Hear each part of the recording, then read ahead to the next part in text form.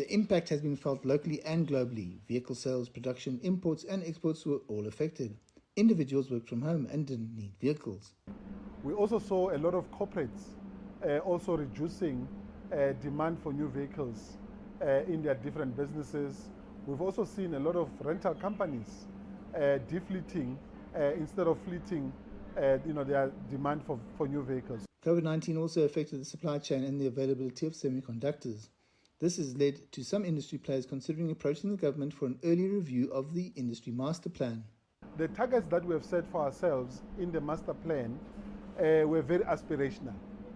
We've agreed, for an example, that we would like to produce 1.4 million vehicles in South Africa in the next 15 years.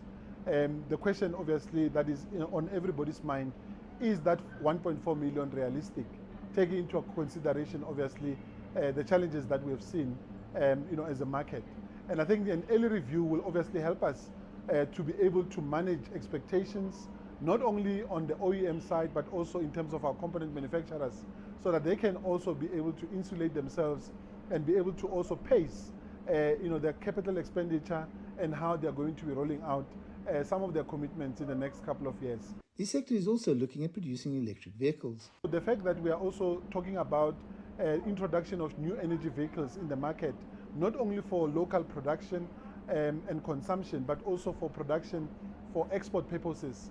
It also helps us to be able to think how we can be able to calibrate those conversations differently. The auto sector in South Africa is seen as the poster child of what can be achieved when industry and government work together. How they deal with this current situation, though, will be instructive for everyone.